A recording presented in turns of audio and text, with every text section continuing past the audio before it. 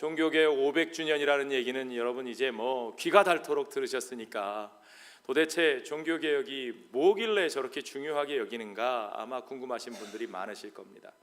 많은 사람들이 종교개혁을 얘기하면서 솔라를 얘기합니다. 솔라 시스템.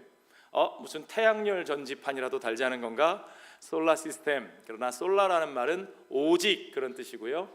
솔라 피데 오직 믿음으로, 솔라 스크립투라 오직 성경으로, 오직 말씀으로, 솔라 그라치아 오직 은혜로, 솔라 솔루스 크리스투스 오직 그리스도만으로, 그리고 솔리 데오 글로리아 오직 하나님께만 영광을 돌리는, 이것이 우리가 잘 아는 종교개혁의 5대 원리라는 사실을 우리는 기억합니다. 저는 오늘 한 가지 더 여러분들에게, 죄송합니다, 라틴말 문구를 하나만 더 알려드리고자 하는데 아드 폰테스라는 말을 여러분과 함께 나누고 싶습니다. 아드 폰테스라는 말은요, 폰테스는 라틴말로 소스 또는 파운데이션 또는 파운튼 그런 의미고요. 아드라는 말은 전치사인데 영어의 to에 해당되는 겁니다. 그러니까 to the sources, ad fontes, to the fountain. 앞에 조금만 의역하면 back to the sources, 원천으로 원래의 것으로 돌아가자, 그런 의미죠. 자, 우리 믿음의 원천으로 돌아가자는 말입니다. 우리가 고집하던 잘못된 전통, 왜곡된 문화, 우리의 잘못된 모습으로부터 우리 신앙의 본질로, 원천으로 돌아가자는 것이 우리 신앙의 선배들, 종교개혁자들이 가장 중요한 원리로 생각했던 바로 그러한 것이죠. 자, 여러분, 그러면 우리가 우리 신앙의 원천으로 돌아가려면 어떻게 해야 합니까? 우리 신앙의 진짜 원천을 우리에게 드러내주는, 보여주는 참된 근원이 어디서 발견될 수 있습니까? 두말할 것도 없이 그것은 하나님의 말씀, 성경을 통해서입니다. 하나님의 말씀인 성경에 나타난 하나님의 본래 의도가 무엇인지를 우리는 성경의 한 부분이 아니라, 우리 귀에 들어오는, 우리 마음에 드는 어떤 한 부분이 아니라 성경 전체의 맥락 속에서 그것을 확인할 수 있어야 된다는 거죠. 그러면 성경 전체의 맥락 속에서 우리가 확인할 수 있게 되는 하나님의 계시의 가장 중요한 키워드는 무엇이냐? 성경이 우리에게 보여주는 하나님의 뜻의 키워드는 무엇이냐? 여러분, 뭐라고 생각하십니까? 어떤 믿지 않는 분들이, 성경을 모르시는 분들이 여러분들에게, 그리스도인들에게 그러면 성경을 한마디로 요약하면 무슨 뜻입니까?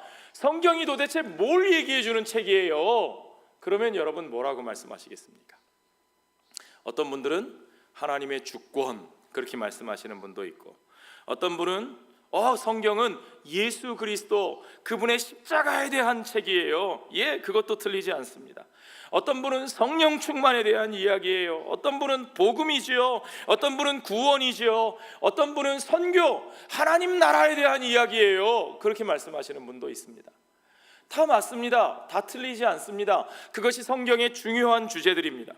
그러나 그 모든 중요한 주제들을 하나로 포괄하여 우리에게 드러내는 가장 중요한 압축된 한 문장이 있는데, 이 문장은 제가 얘기하는 건 아니고 존 스토트 목사님에 의하면 성경에 나오는 표현 가운데 가장 포괄적이면서도 핵심적인 주제가 무엇이냐? 존 스토트 목사님은 그것을 예수 그리스도의 주되심이라고 표현했습니다. 예수 그리스도의 주되심, The Lordship of Jesus Christ. 예수 그리스도께서 우리의 주가 되신다, 주인이 되신다, 그분이 우리의 주님이시다. 이것이 구약과 신약을 통틀어서 성경 전체의 메시지의 핵심이고 키워드라는 거죠. 왜 그런가? 저는 그렇게 생각해 봤습니다. 초기 교회의 성도들이, 그리스도인들이 그들의 신앙이 드러나면 목숨을 잃을 수밖에 없었던 그 시대에 자신들이 그리스도인이라는 것을 확인하기 위해서 사용했던 암호가 있습니다. 암호. 이게 뭐냐면, 그림 좀 보여주시죠. 나옵니까? 앞에 나오는 이 그림, 물고기 그림. 요즘 우리는 저걸 어디에 달고 다니죠? 자동차에 달고 다닙니다. 자동차에. 나 이런 사람이에요. 나 그리스도인입니다. 우리는 내놓고 당당하게 달고 다니는데, 초대교회 성도들은 그 말을 내놓고 할 수 없어서 서로 비밀리에 암호로 확인했던 것이 바로 저 물고기 그림인 거죠. 물고기 그림 가운데에 있는 글자가 그리스어 헬라어 대문자인데 익투스라고 있습니다. 익투스라는 말은 무슨 뜻이냐? 물고기라는 뜻이에요. 그 말 자체가 물고기라는 뜻입니다. 그러면 왜 물고기를 그렇게 그리스도인들이 자기들의 심볼, 상징으로 사용했느냐? 십자가도 아니고 왜 물고기냐? 십자가를 그리면 다 알잖아요. 붙잡혀 간다니까요. 그러나 물고기는 이건 뭐지? 이건 아는 사람만 아는데 어떻게 아느냐? 이것이 하나의 약자입니다. 약자. 대문자로 쓴 이유는 그것이 약자기 때문이죠. 이니셜이에요. 이니셜.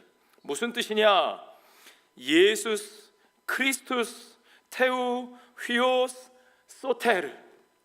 예수, 그리스도, 하나님의 아들, 구원자. 그런 뜻입니다. 다시 한번요. 예수, 그리스도가 무슨 뜻이죠? 그리스도는 히브리 말의 메시아란 뜻입니다. The anointed person, 하나님의 기름 부으심을 받은 자.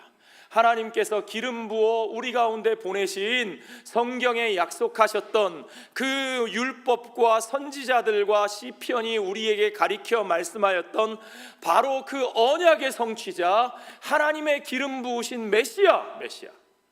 예수님이 바로 그 메시아시다. 그분이 하나님의 아들이시다. 그 말은 하나님의 아들, 여호와의 아들, 여호와, 그분이 야훼 하나님, 그분이 바로 우리의 주님이시다. 야훼, 아도나이, the Lord, 그분이 바로 우리의 주님이시고 우리의 구원자가 되신다. 그런 말이죠. 이것이 그들의 신앙의 본질이었습니다. 이것이 초대교회 그리스도인들에게는 자기들이 누구인가 하는 정체성을 규정하는 아주 중요한 믿음의 본질이었어요. 그들은 누구인가? 예수가 하나님의 메시아시고 그가 우리의 하나님이시며 우리의 주님이시고 우리의 왕이시고 우리의 구원자이심을 우리가 믿고 고백하며 그 믿음을 따라 사는 사람들이라는 겁니다. 그 정체성이 우리의 삶을 규정하고 그 정체성이 우리의 관계를 만들어 나가고 그 정체성이 바로 우리의 삶의 가장 중요한 모티브가 된다는 거예요. 우리는 이 믿음의 고백에 따라 사는 거예요. 그러므로 이 믿음의 고백, 그리스도가 우리의 주님이시고 우리의 구원자시라고 하는 이 고백 속에서 그 고백을 따라 사는 것이 우리의 믿음과 삶이 하나 되는 인테그리티, 믿음과 삶의 하나됨을 우리에게 이루어 준다는 거죠. 그러니까 여러분, 우리의 삶은 바로 그리스도가 이러한 주님이심을 인정할 때 우리는 복음 안에서 우리가 구원받은 자로서 누리는 진정한 구원의 삶, 자유의 삶, 그리고 하나님 안에 온전한 그의 백성으로 변화되는 삶, 주님께서 우리에게 이루시는 삶의 목적, 복음 안에서 온전히 하나 되고 그 평안을 이루고 그 평안을 누리는 삶을 우리가 살게 된다고 하는 것이죠. 이것이 키워드입니다. 핵심 중에 핵심인 거예요. 우리는 이 주님의 주되심을 회복하고 인정할 때에만 온전히 우리의 범죄함으로 말미암아 파괴된 하나님의 창조의 질서와 올바른 관계를 회복할 수 있게 됩니다.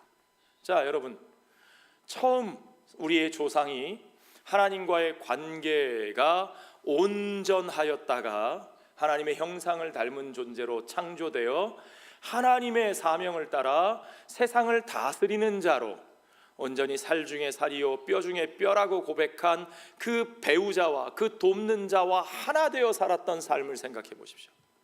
하나님과 우리의 관계가 올바랐고 사람과 사람의 관계가 올바랐고 사람과 우주 만물 세상 피조물들과의 관계가 올바르게 이루어져 있었습니다. 그것이 하나님의 창조의 모습이에요. 그러나 우리가 하나님과의 관계를 부정하고 범죄함으로 말미암아 우리는 하나님의 낯을 피하게 되었고 서로에게 죄의 책임을 전가하고 미워하며 마침내 그들의 자녀들은 서로를 죽이는, 형제가 형제를 죽이는 엄청난 관계의 파괴를 경험했고, 그리고 땅은 그들이 에덴 동산에서 쫓겨난 때부터 그들 가운데 가시덤불과 엉겅퀴를 내는 고통의 장소, 고난의 장소가 되어버린 것을 우리가 알 수 있습니다. 예수 그리스도 안에서 우리가 얻는 구원이란 무엇이냐? 그것은 바로 그 관계를 회복하는 거예요. 그 관계 회복의 첫 단추는 어디서부터 시작되느냐? 주님과 우리들의 관계에서부터. 주님이 우리의 주님 되심을 회복하심으로써, 우리가 온전히 주님을 주님으로 모심으로써 그 관계에서부터 우리 사람들 간의 관계, 형제 자매의 관계도 온전하여지고, 그리고 세상과 우리들과의 관계도 온전히 회복된다는 것이, 그것이 복음의 온전한, 복음 전체의 본질이고 핵심 키워드라는 사실을 여러분이 분명히 이해하셔야 됩니다. 먼저 첫 번째로 우리 주님과 우리들의 관계가 어떻게 회복되어야 하는가 하는 것을 보겠습니다. 오늘 본문의 7절 8절을 좀 보시죠, 여러분. 오늘 본문의 7절 8절을 같이 읽어보죠. 우리 중에 누구든지 자기를 위하여 사는 자가 없고 자기를 위하여 죽는 자도 없도다. 우리가 살아도 주를 위하여 살고 죽어도 주를 위하여 죽나니 그러므로 사나 죽으나 우리가 주의 것이로다. 우리가 누구의 것이라고요? 주의 것이로다. 우리는 주님의 것이 되었다는 겁니다. 우리가 누구예요? 바로 그리스도 안에 있는 우리 그리스도인들이죠. 우리 모두 이 자리에 있는 형제 자매, 믿음의 식구들, 우리는 그리스도의 소유된 자라. 그러므로 우리가 사는 것도, 우리가 죽는 것도, 우리의 삶의 그 모든 것이 그리스도 안에 있고 그리스도를 향한 것이고 그리스도와 함께하는 것이고 그리스도를 위한 것이다. 나 자신을 위한 것이 아닌 삶이라는 거죠. 그러나 세상 사람들의 삶은 그렇지 않습니다. 세상 사람들의 삶은 정반대되는 거죠. 세상의 사람들은 다 자기를 위하여 죽고 자기를 위하여 삽니다. 그들은 자기 자신이 자기 자신의 주인이 되어서 자기 중심적으로 사는 거예요. 그렇죠? 자기 중심적이고 오로지 자기에게만 관심이 있습니다. 내 것. 내가 높아지기 위해서, 내가 어떤 대접을 받는가, 내게 어떤 유익이 있는가. 그렇죠? 바울은 나 중심으로 사는 삶을 육적인 삶이라고 말해요. 그러나 우리는 더 이상 육신에 사는 삶이 아닙니다. 우리는 육신으로 사는 사람들이 아닙니다. 바울이 말한 대로 우리는 그리스도와 연합하여 세례를 받은 자들입니다. 로마서에서 바울이 계속 강조하는 것이 그건데요, 그리스도와 연합하여 세례를 받은 우리들은 그리스도와 함께 죽었고 그리고 그리스도와 함께 다시 살았다는 거죠. 우리는 이미 그리스도 안에서 죽었습니다. 그렇죠? 모든 것이 달라졌습니다. 우리가 모든 것에서 새롭게 부활한 존재로 우리는 새 피조물이 되어 사는 거죠. 그리스도인의 모든 삶은 이제 자기 중심으로 이루어지는 것이 아니라, 나를 위해서 사는 것이 아니라 그리스도 중심으로 이루어지는 삶이라는 사실이죠. 그리스도인에게는요, 그러므로 자기의 것이 아무것도 없습니다. 이제는 내가 사는 것이 아니요 내 속에 그리스도가 사시는 것이라, 그리스도의 영이 인도하시는 삶이라는 거죠. 그것이 로마서와 갈라디아서의 핵심적인 주제입니다. 이게 복음의 핵심이에요.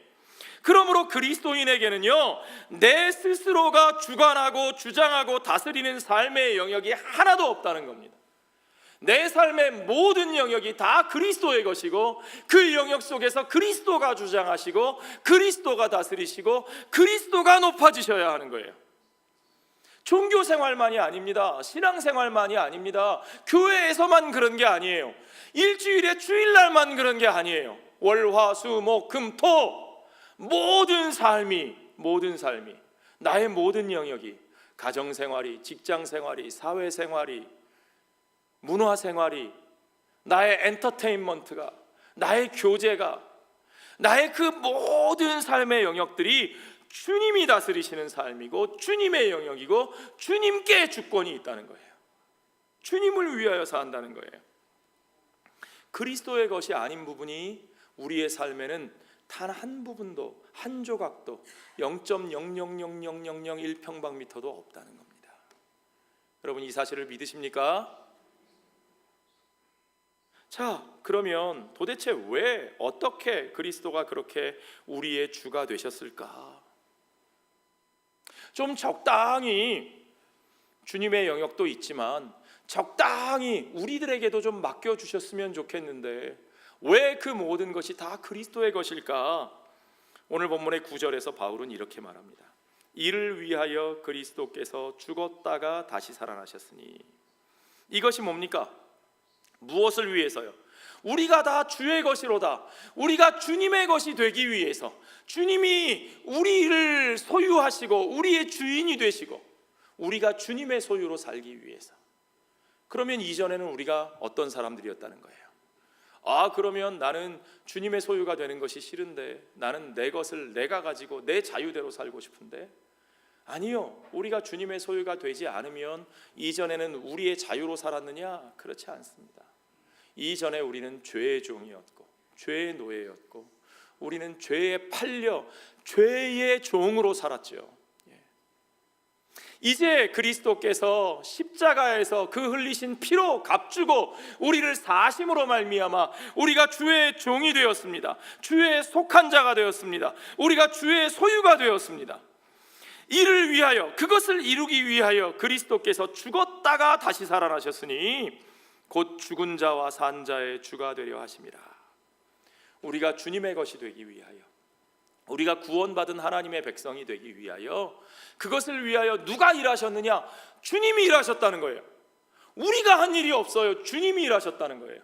주님이 그것을 위해서 죽으시고 주님이 그것을 위해서 다시 살아나셨습니다. 오직 주님께서 하신 일이에요. 유대인이나 헬라인이나 그 누구도 주님이 하신 그 일에 대해서 나의 지분이 있다고 말하지 못합니다. 나는 유대인이니까, 나는 로마 시민권자니까, 내가 좀 도덕적으로 살았으니까, 내가 좀 좋은 혈통을 가지고 있으니까, 그러니까 나는 거기에 대해서 나의 지분이 좀 있지요? 아니요.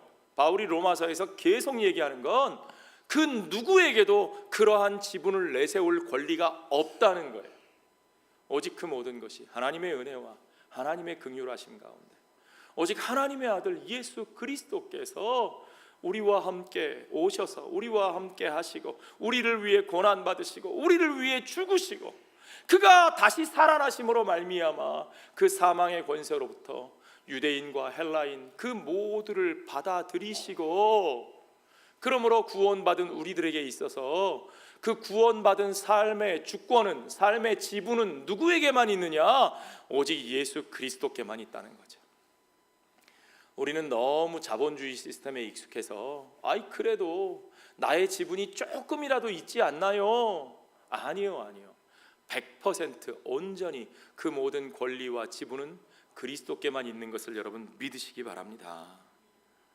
그렇게 주님이 모든 죽은 자와 산 자의 주가 되기 위하여, 그 모든 사람들의 주가 되기 위하여, 왕이 되시기 위하여, 그가 그 모든 이들의 삶을 다스려 그의 뜻대로 인도하시기 위하여, 그가 원래 의도하셨던 그 창조의 목적과 구속의 목적을 이루시기 위하여 주님께서 우리를 위하여 죽었다 다시 살아나시고 우리를 그분의 소유로 삼으셨다는 사실을 바울은 우리에게 분명하게 확인해 주고 있습니다. 여기서 중요한 게 그거예요. 죽은 자와 산 자의 무엇이 되려 하심이라? 이 블랭크에 뭘 넣을까요? 죽은 자와 산 자의 주가 되려 하심이라. 그냥 우리가 상식적으로 생각해 보면 예수 그리스도께서 우리를 위해 죽으시고 우리를 위해 다시 살아나셔서 죽은 자와 산 자를 어떻게 하신다? 구원하신다. 그러므로 구원자가 되게 하려 하심이라. 우리가 이렇게 요 블랭크에 넣으면 딱 좋을 것 같은데, 바울은 여기다가 구원자라는 말을 쓰지 않고 주라는 말을 쓰고 있다는 거죠. 주. 왜 바울은 여기서 주가 되시니라 라고 표현하셨을까요? 중요한 것은 그리스도의 죽으시고 다시 살아나신 것이 우리의 구원을 허락하여 주시는 것만으로 끝나지 않는다는 거예요. 우리가 그저 단순히 구원받는 것만으로 끝나지 않는 거예요. 구원받은 우리들이 주의 백성으로 사는 것이 중요하다는 겁니다.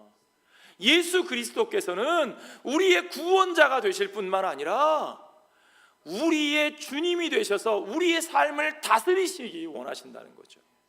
우리가 주님의 다스리심을 받는 삶을 살게 하신다는 겁니다. 여러분 믿으시면 아멘 하십시오. 주님을 믿고 구원받은 사람은 주님이 우리의 삶을 다스리신다는 사실을 분명하게 받아들여야 됩니다. 아, 그래, 주님이 나를 구원하셨지. 그러니까 나는 천국에 가.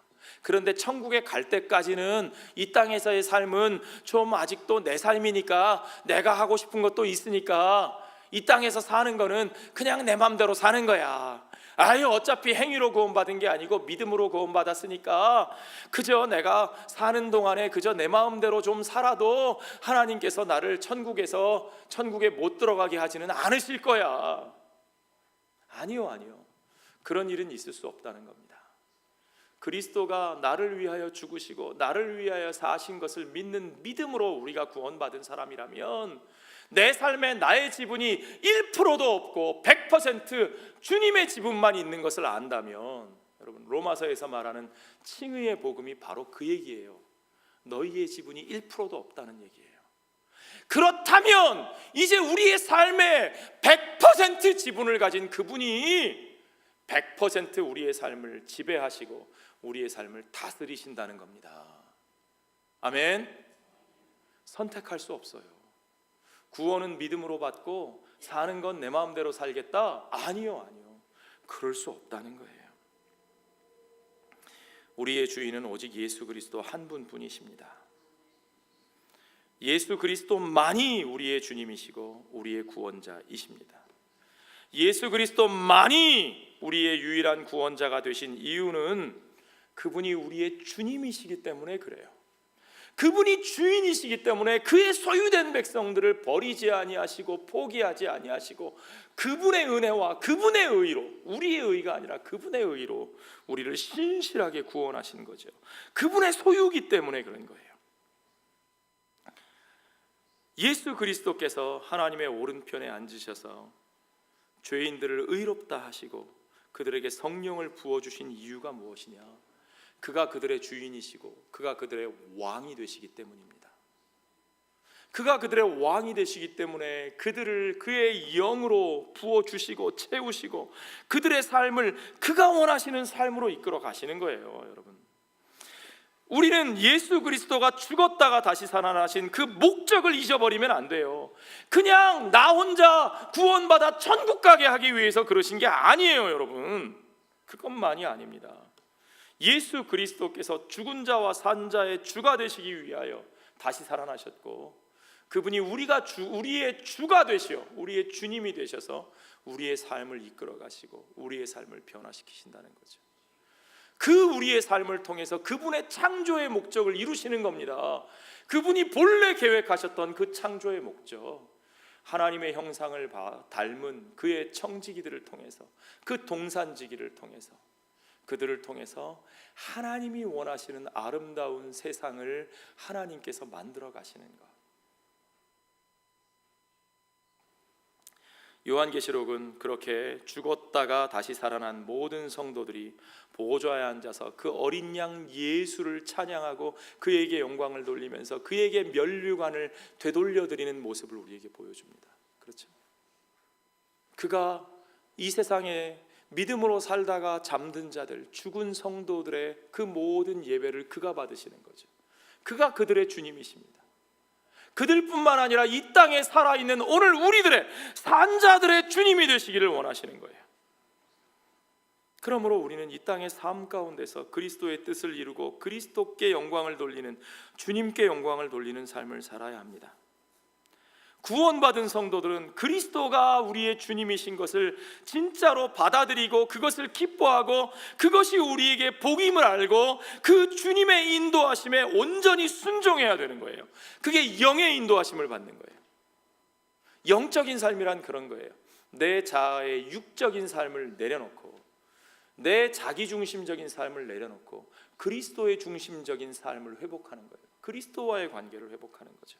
그리스도의 영의 인도하심을 받는 거예요. 그게 성령의 인도하심을 받는 삶입니다. 그러므로 여러분, 우리가 복음으로 구원받는다는 것과 우리가 하나님의 의를 따라 산다는 것, 복음과 정의 문제는요 결코 분리될 수 없습니다. 복음을 믿는 자가 정의를 외면할 수 없고, 온전한 정의를 이루었다고 하는 자가 복음으로부터 벗어날 수 없어요. 복음이 없이는 우리는 온전한 의로운 삶을 이룰 수가 없고, 복음을 믿고 복음으로 구원받은 자가 정의의 문제를 외면하고 이웃을 핍박하면서 세상의 중심이 자기인 것처럼 자기 멋대로 살 수 없어요. 그 두 가지는 결코 함께 할 수 없는 일입니다.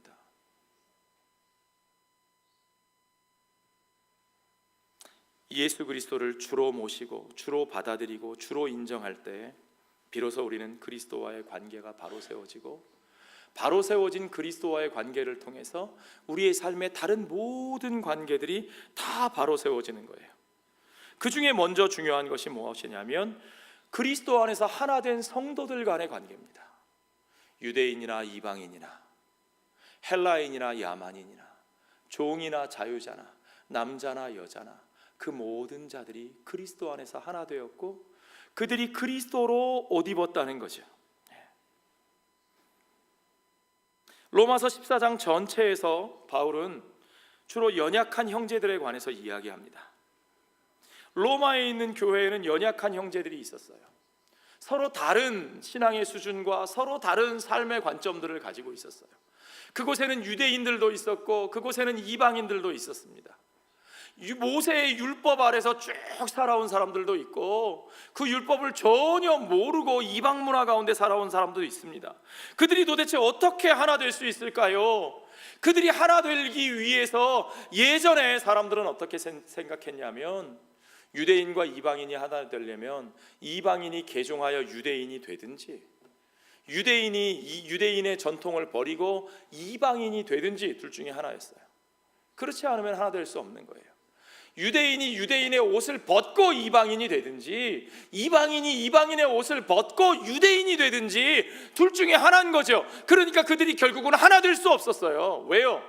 네가 죽으면, 네가 살면 내가 죽고 내가 살면 네가 죽는 거니까 하나 될 수가 없었죠. 그러나 이제는 그들은 그리스도 안에 있습니다. 그리스도 안에 그들이 하나 되었다는 것은 무슨 뜻입니까? 이방인이 유대인의 옷을 입는 것도 아니고 유대인이 이방인의 옷을 입어야 되는 것도 아니고, 그들은 오직 그리스도로 옷 입는 것이라 사도 바울이 그렇게 말했죠. 우리는 그리스도로 옷 입습니다. 우리가 그리스도로 옷 입으려면 예전에 내가 자랑하던, 내가 내세우던 나의 아이덴티티, 나의 배지, 나의 공로, 그 모든 것들을 내려놓아야 돼요. 내 육신의 자아가 죽지 않고서는 그리스도로 옷 입을 수 없는 겁니다. 우리가 다 그리스도로 옷 입어 그 안에서 하나가 된 거죠. 그런데도 여전히 그리스도인들의 함께하는 삶 가운데 어려움이 있었습니다. 그들의 삶에 대한 이해와 적용 방식이 다 달라요. 어떤 사람은 시장에서 파는 고기를 먹어도 된다 그러고, 어떤 사람은 그걸 절대로 먹으면 안 된다 그러고. 왜요? 그게 우상의 신전에 바쳐졌던 것이 대부분이거든요. 그러니까 이게 어떤 신전에 바쳐졌던 것도 모르는데 우리가 그걸 먹으면 우상의 제물을 먹는 것 아니냐? 그러면 큰일 나. 먹으면 안 돼. 또 어떤 사람들은 무슨 소리야? 우상은 아무것도 아닌데, 우상에 바쳐진 게 그게 뭐라고? 그거 아무것도 아니잖아. 우리가 그걸 먹는다고 먹는 그것이 우리를 어떻게 망가뜨려? 우리를 오염시켜? 아니잖아. 그 먹는 게 우리의 삶과 무슨 상관이 있어? 서로의 의견이 다릅니다. 어떤 사람은 날이 중요하다고 말합니다. 안식일이 중요하지. 모세율법에 나와 있어. 첫째, 둘째, 셋째, 넷째, 다섯째 지나고 여섯째, 일곱째 날, 마지막 날 사바스로 우리는 지켜야 돼. 일하면 안 돼. 오락을 하면 안 돼. 그날 예배드려야 돼. 그러나 로마 제국에는 그럴 수 없었어요. 왜냐하면 로마 제국에는 이미 한 주의 시스템이 있었고, 선데이 태양신을 섬기던 날 그들이 공휴일로 정해져 있었거든요. 어떻게 해야 됩니까? 그러나 그리스도 안에서 진짜 올바른 진리는 바울이 분명히 말하거니와 어떤 날을 어떤 날보다 낮게 여기는 것이 중요한 것이 아니고, 오직 우리가 모여서 예배드리는 것은 그리스도의 부활하심 가운데서 그 부활을 기념하고 우리에게 다시 주신 새로운 삶의 날들을, 그 부활을 우리가 찬양하며 기뻐하며 기념하며 예배하는 것이라. 그러므로 근본적으로는 우리에게 모든 날들이 다 주의 날이로되, 그러나 우리가 한 주의 첫째 날 모여서 예수 그리스도의 부활을 기리며 함께 예배하고 연보하여 주의 일을 위하여 사용한다 하는 것이 사도행전과 고린도전후서에 나오는 바울의 권면입니다. 여러분, 바울이 여기서 하는 말들이 이래도 좋고 저래도 좋다, 양비론을 말하는 것이라고 생각하시면 안 됩니다. 바울이 말하는 것은 분명합니다. 바울은요, 고기 먹어도 된다고 말해요. 우상의 제물이 우리를 더럽히는 것이 아니라고 말해요. 바울은요, 어떤 나를 내세우는 것이 신앙의 본질이 아니라고 말해요. 오히려 그리스도 안에서 우리 모두에게 모든 날들이 주의 날이라고 분명하게 말합니다. 그러나 그것보다 더 중요한 게 있어요. 바울에게는 그것보다 더 중요한 것이 있습니다. 우리가 주님 가까이 서기까지 우리들 가운데는 계속해서 의견 차이가 있을 것입니다. 그러나 그럼에도 불구하고 우리에게 중요한 것은 뭐냐면, 서로의 의견이 다르고 믿음의 수준이 다르고 성숙의 정도가 다른 성도들일지라도 그들이 그리스도 안에서 우리와 함께하는 자요, 그들이 그리스도의 종이라는 거예요. 그들이 하나님의 사람들이라는 거예요. 그러므로 우리는 그들을 함부로 대하면 안 돼요. 그들이 비록 조금 연약하고 조금 부족할지라도 함부로 우리가 그들을 상처받게 하고 그들을 비판하고 그들을 업신여기면 안 된다는 거예요. 왜요? 왜 그럴까요? 그 이유가 로마서 14장 4절에 나와 있습니다. 뭐라고 되어 있습니까? 남의 하인을 비판하는 너는 누구냐? 그가 서 있는 것이나 넘어지는 것이 자기 주인에게 있음에. 그가 서고 넘어지는 것이 누구에게 있다고요? 자기 주인에게 있음에. 너에게 있는 것이 아니라 그래요. 주님 손에 달려 있다.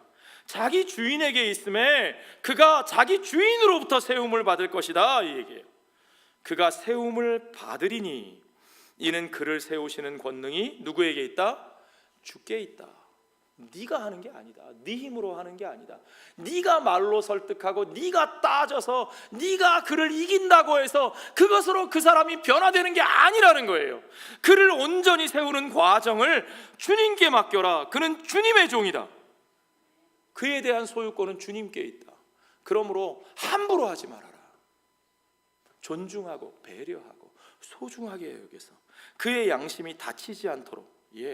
바울은 그리스도인의 양심을 굉장히 중요하게 소중하게 다룹니다. 누구든지 자기 양심에 어긋나게 행하면 안 돼요. 양심의 자유, 신앙 양심의 자유와 교회의 자유야말로 우리가 웨스트민스터 신앙 고백서를 통해서 우리가 수요일마다 살펴본 것처럼 그것이 우리 개혁교회 신앙 고백의 첫 번째 아주 중요한 원리라는 거예요. 그러므로 우리에게는 그리스도의 종된 형제들을 비판할 권한이 없습니다.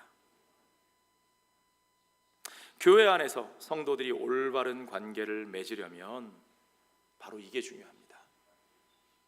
그리스도께서 우리들의 주님이시라는 사실, 주님이 그들을 책임지실 것이라는 사실, 내가 내 방식으로 내 논리로 어떻게 해서 내 주장을 관철시켜야 되는 것이 아니라는 사실, 비록 내 의견과 주장이 옳은 것일지라도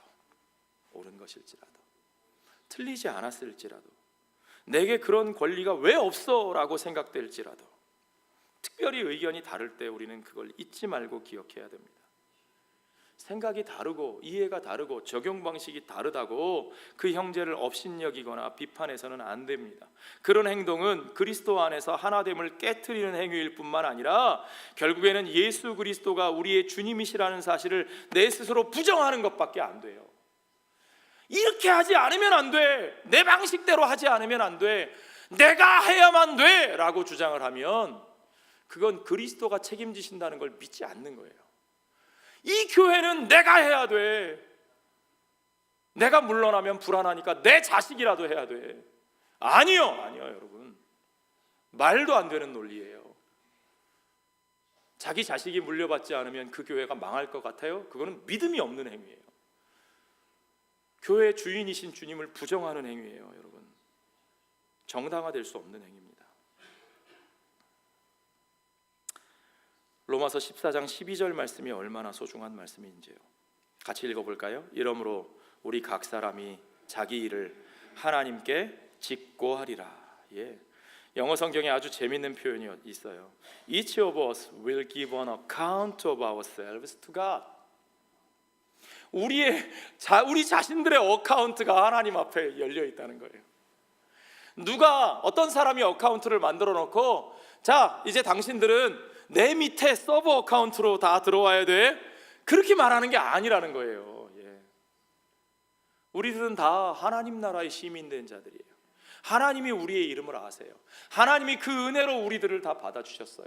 유대인이나 헬라인이나 마찬가지예요. 남자나 여자나 종이나 자유자나 마찬가지예요. 가난한 자나 부유한 자나 마찬가지예요. 그 모든 자들이 이제는 그리스도로 옷 입었으니 그리스도 안에서 그들이 하나님 앞에 자기들의 어카운트를 가지고 하나님 앞에 나가요. 아멘. 이것이 종교개혁의 얼마나 중요한 원리인지 아십니까? 그것을 우리 믿음의 선배들은 만인제사장이라고 불렀어요. Universal Priesthood.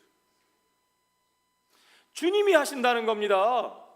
하나님과 사람 사이에 오직 예수 그리스도 외에 다른 중보가 있을 수 없다는 거예요. 주님만이 우리의 중보자가 되십니다. 그러므로 우리를 하나님 앞에 이끌어 우리를 세우시고 변화시키시는 것은 주님께서 책임지실 거예요. 주님이 하실 일이에요. 우리는 누구도 그 형제들의 주인과 재판관이 될 수 없습니다. 누구도 우리 어카운트 밑에 서버 어카운트로 그들을 두지 않습니다. 여러분이 그리스도를 통하여 각자 하나님 앞에 나아가는 것이지 장목사 어카운트가 있고 그 밑에 여러분이 서버로 들어있는 게 아니에요. 여러분, 저는 제 은사를 따라 부르심을 쫓아 말씀의 사역자로 여러분을 돕는 일을 하는 거죠. 여러분 다 그리스도 안에서 하나님 앞에 여러분 각자의 어카운트를 가지고 계십니다. 여러분 옆에 있는 형제자매들이 다 마찬가지입니다. 하나님이 그들 각자를 부르셨고 하나님이 그들 각자를 인도하셔요. 그들이 다 그리스도 안에 있습니다. 그러므로 여러분 그리스도께서 그들 가운데 역사하시는 그 과정을 여러분이 존중하십시오. 존중하십시오. 함부로 판단하지 마십시오. 함부로 개입하려고 하지 마십시오. 우리는 그리스도 앞에서 다 똑같은 위치에 있습니다. 아멘. 우리가 만일 정말로 그리스도를 우리의 주로 인정한다면 그 즉시 우리 형제들을 바라보는 눈이 달라져야 되고 그들을 향한 우리의 말과 태도가, 행동이 달라져야 합니다. 존중해야 돼요. 주님이시고 심판자이신 그리스도 앞에서 각각 자기의 일을 사실대로 정직하게 직접 아뢰는 거죠. 그러므로 누군가 서로에게 주인이나 재판관 행사를 해서는 안 돼요. 누군가 다른 형제의 소유권을 내가 주장하면 안 돼요. 그들을 나의 종으로 만들려고 하면 안 돼요. 내 밑에 두려고 하면 안 돼요. 이것이 종교개혁의 가장 중요한 원리입니다. 우리는 그리스도 안에서 서로 자유자로 그리스도 안에 있는 형제로 동등하게 소통하는 사람들입니다. 이게 얼마나 중요한지 몰라요. 여러분 각자가 하나님의 말씀에 대한 책임을 가지고 그 말씀 안에서 자라며 말씀 안에서 우리에게 동일한 성령을 주셨어요. 그러므로 여러분 사도행전 보면 우리에게 같은 성령을 주셨다, 이 표현이 얼마나 많이 나와요. 그들에게도 우리가 받은 그 같은 성령을 그들에게 주셨다. 우리 각자가 다 같은 성령을 받은 자들이에요. 아멘. 그러므로 내가 가진 은사는 고등한 거고 저 사람이 받은 건 저등한 거고, 고등한 내가 저 사람을 위해서 대신 기도해주고 대신 응답받아주고 대신 이끌어줘야 돼? 아니요. 그런 거 원하시면 저 복채내는 어디 도사님들, 선녀님들 찾아가시면 돼요. 아니요. 우리는 그리스도 안에서 그렇게 살지 않습니다. 누구도 내 형제의 주인이 될 수 없습니다. 우리가 그리스도를 주로 바로 인정하면 우리는 교회 안에서의 관계뿐만 아니라 세상과의 관계도 바로 세울 수 있습니다. 로마서 4장 11절 말씀을 한번 보세요. 기록되었으되 주께서 이르시되 내가 살았노니 모든 무릎이 내게 꿇을 것이요 모든 혀가 하나님께 자백하리라 하였느니라. 모든 무릎이 내게 꿇을 것이요 모든 혀가 하나님께 자백하리라. 이 말씀은요 사도 바울이 이사야서 45장에 나오는 말씀을 인용한 건데요, 저는 이 말씀 속에 아주 놀라운 선교적 비전, 미셔널 비전이 담겨 있다고 저는 그렇게 이해합니다. 이사야 선지자는요, 이 말씀을 어떻게 적용했느냐? 이것이 이스라엘뿐만 아니라 모든 족속이, 모든 이방인들이 결국에는 하나님께 돌아와서 그들이 메시아를 통하여, 하나님의 기름 부으실 메시아를 통하여 그들이 하나님께 돌아와 그 모든 무릎이, 그 모든 입술이 하나님께 무릎 꿇고 하나님을 찬송하는 그날이 오게 될 것이다. 그것이 하나님의 뜻이다. 그러니까 이방인, 유대인들만이 아니라, 이스라엘만이 아니라 모든 이방인들까지도, 가까운 데로부터 먼 데 있는 자들까지 다 구원받는 것이 하나님의 뜻이다 라는 사실을 가르쳐주기 위해서 이사야가 이 말을 하고 있는 거죠. 그런데 사도 바울은요, 바로 이 말씀, 이 이사야서 45장의 말씀을 인용하면서 특별히 빌립보서 2장에 보면 이 말씀을 예수 그리스도의 복음에 그대로 적용하고 있어요. 예수 그리스도의 복음 안에서 은혜로 모든 이들을 불러 그들을 하나 되게 하시는 하나님의 선교에 이 말씀을 그대로 적용하고 있죠. 빌립보서 2장 9절로 11절 말씀을 여러분 한번 같이 읽어보시죠. 이러므로 하나님이 그를 지극히 높여 모든 이름 위에 뛰어난 이름을 주사 하늘에 있는 자들과 땅에 있는 자들과 땅 아래에 있는 자들로 모든 무릎을 예수의 이름에 꿇게 하시고 모든 입으로 예수 그리스도를 주라 시인하여 하나님 아버지께 영광을 돌리게 하셨느니라. 유대인들만요? 이방인들만요? 아니요. 모든 무릎, 모든 입을 예수의 이름에 꿇게 하시고 예수의 이름을 시인하게 하시고, 그렇죠? 그 모든 자들이 유대인으로부터 이방인까지, 가까운 데서부터 먼 데 있는 자들까지, 예루살렘으로부터 온 유대와 사마리아와 땅 끝에 이르기까지 그 모든 자들이 예수의 이름에 무릎을 꿇고 예수를 주라 시인하는 것, 그것이 하나님 나라의 비전이고 그것이 주님의 역사라는 거죠. 그보다 더 중요한 게 있습니까, 여러분? 오직 예수 그리스도만이 모든 만유의, 모든 우주의 주인이 되신다는 겁니다. 오직 예수 그리스도만이 만유의 주인이 되실 때 그 만유 안에 있는 모든 것들이 하나됨을 이룰 수 있다는 거예요. 그런데 그 하나됨이 왜 이루어지지 못해요? 예수의 이름이 아닌 다른 어떤 것이 그 주의 자리를 차지하려고 하고, 예수의 이름이 아닌 다른 것에 자꾸 사람들이 무릎을 꿇게 하니까, 그러니까 그 하나됨이 이루어지지 못하는 거예요. 무슨 말인지 아시겠습니까? 그 일을 누가 합니까? 예수의 이름이 아닌 다른 것에 무릎을 꿇게 하는 일들을 누가 합니까? 예, 물론 그건 세상의 권세 잡은 자들도 그렇게 할 때가 있고요, 우상을 섬기는 자들이 그렇게 할 때가 많습니다. 그러나 그것뿐만이 아니라는 거예요. 예수를 믿는다고 하는 기독교인이라고 하는 우리들도 그런 일을 합니다. 오직 예수의 이름에만 꿇어야 할 무릎을, 오직 예수만을 주라고 시인해야 할 사람들을 내 아래 무릎 꿇게 만들고, 나를 주인으로 받들게 만들고, 그들을 주의 종이 아니라 나의 종으로 삼으려고 하는 그런 경향들이 우리에게 있다는 거죠. 유대인들은 이방인들을 자기들 무릎에 꿇리고 자기들의 종으로 삼아야 하나님의 나라가 이루어진다고 생각했어요. 예수님은 그걸 부정하신 거예요. 예수 그리스도의 복음은 바로 그 유대인들의 생각이, 그것이 잘못된 생각이라는 거예요. 그런 것은 하나님의 나라가 아니라는 거예요. 우리가 누가복음을 보면서 계속 확인했잖아요, 그렇죠? 주님의 목적은 그들을 우리의 무릎 밑에 꿇리는 게 아니에요. 이방인을 유대인 밑에 놓거나 유대인을 이방인 밑에 놓는 것이 하나님의 목적이 아닙니다. 십자가를 들고 가서 총칼 들고 이 십자가에 무릎 꿇어, 그게 아닙니다. 여러분, 십자군들이 들고 가서 강요했던 그 십자가는요, 사실은 정반대를 우리에게 가르쳐 주잖아요.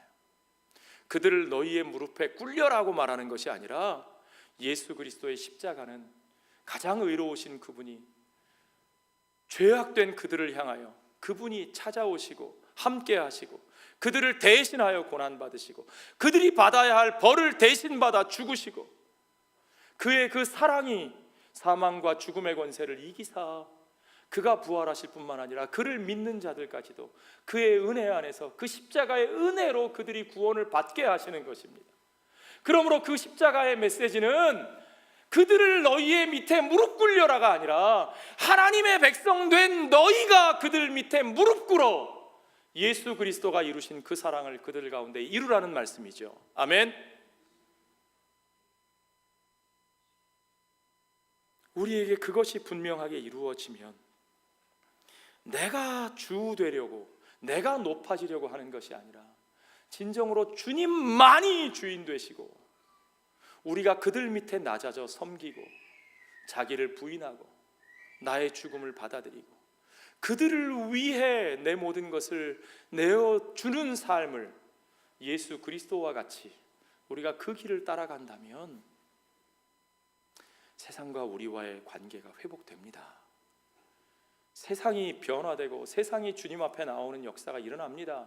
왜 그 일이 안 일어나느냐? 왜 우리가 십자가 들고 왜 그리 우리가 선교도 하고 전도도 하고 목소리를 높이는데 세상이 왜 그럴수록 우리를 미워하고 우리로부터 멀어지고 우리를 증오하게 되느냐? 우리가 거꾸로 십자가 들고 그들을 우리 밑에 두려고 하기 때문이라는 거죠. 그러면 안 됩니다. 오직 그리스도가 영광을 받으시도록 우리는 세상 속에 나아가서 오직 그리스도만을 알리고 그리스도만을 높여야 합니다. 그게 똑바로 되면 그 다음에 세상과 우리와의 관계도 바로 잡힙니다. 모든 것이 뒤틀려 있는데 그 뒤틀려진 관계를 풀어주는 핵심 열쇠는 오직 그리스도의 주되심을 온전히 회복하는 것입니다. 그것이 복음의 핵심이고요. 그것이 우리에게 필요한 개혁의 본질입니다.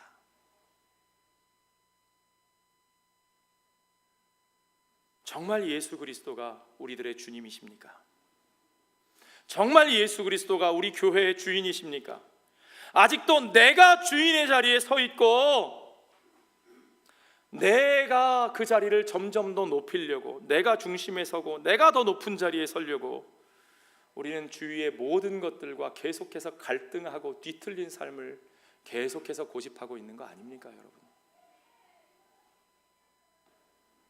여전히 다른 지체들을 내가 붙들고 내가 쥐고 내가 흔들면서 내가 컨트롤하려고 그들을 판단하고 업신여기고 조작하고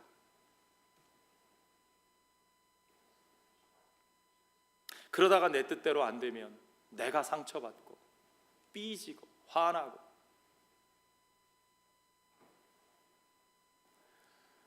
여러분 오늘 우리들에게 있어야 할 진짜 개혁이 뭡니까?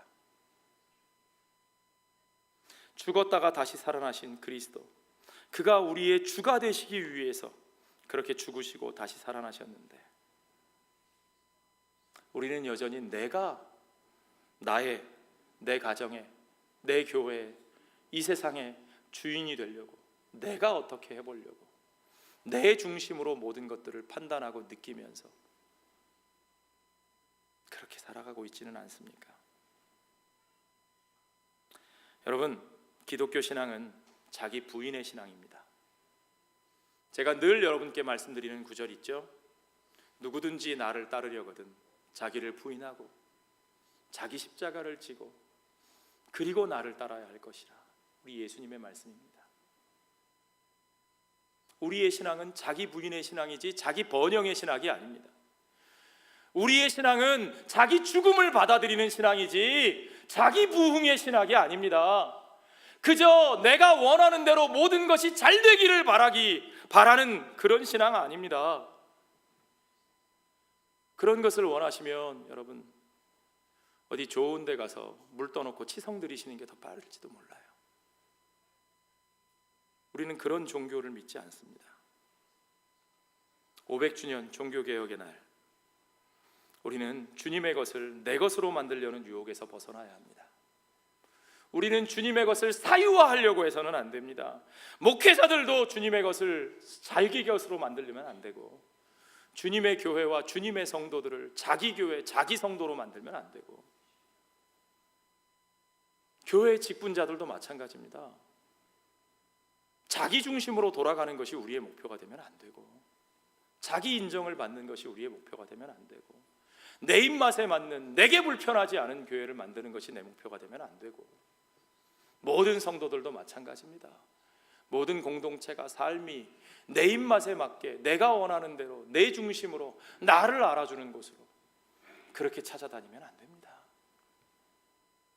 자기를 부인하고 자기 십자가를 지고 주님을 따르는 것, 내 삶도 교회도 성도들도 세상도 내 것이 아니라 주님의 것임을 알고, 오직 그 속에서 주님의 주인 되심을 인정하고 주님의 주인 되심을 받아들이고, 주님을 주인으로 모신 자로 함께 소통하며 함께 섬기며 서로 세워가며, 우리 가운데 주님의 역사하심이 말씀의 역사와 성령의 역사를 통해서 이루어지기를 기다리며, 그 길이 비록 고통스럽고 고난의 길이고 내 자신의 자아가 죽는 정말로 죽는 것 같은 어려운 길일지라도 그 죽음을 은혜로 받아들이고 주님과 함께 끝까지 그 십자가의 길을 걸어갈 때, 우리를 위하여 죽으시고 우리를 위해서 다시 사신 주님께서 우리 가운데 주님의 성전을 세우시고 온 우주가 그 주님의 주님 되심 안에서 하나 되는 그 하나됨의 역사를 진정으로 이루실 줄로 믿습니다. 오늘 마지막 고린도전서 3장 22절로 23절 한 절을 우리 같이 읽고 오늘 말씀을 마치겠습니다. 같이 읽습니다. 바울이나 아볼로나 게바나 세계나 생명이나 사망이나 지금 것이나 장래 것이나 다 너희의 것이요 너희는 그리스도의 것이요 그리스도는 하나님의 것이니라. 아멘. 아버지 하나님 감사합니다.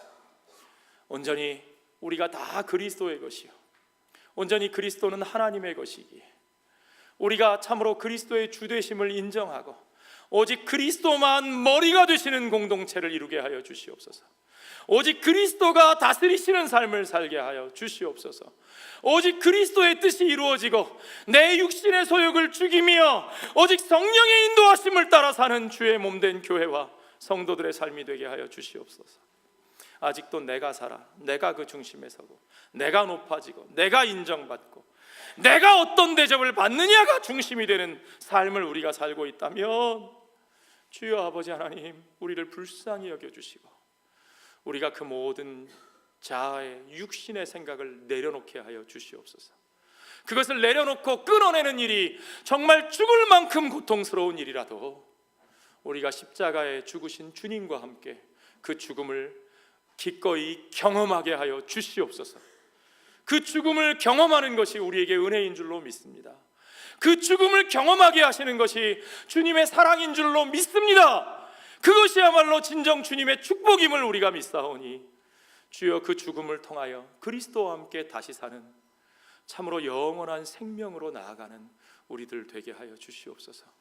오직 그 죽음을 통해서만 그리스도 안에 하나 되는 놀라운 역사가 우리들의 가정 가운데, 우리들의 교회 가운데, 우리가 살아가는 이 세상 가운데 이루어지게 하여 주시옵소서. 모든 것을 주께 감사드리며 예수님 거룩하신 이름 받들어 기도하옵나이다. 아멘.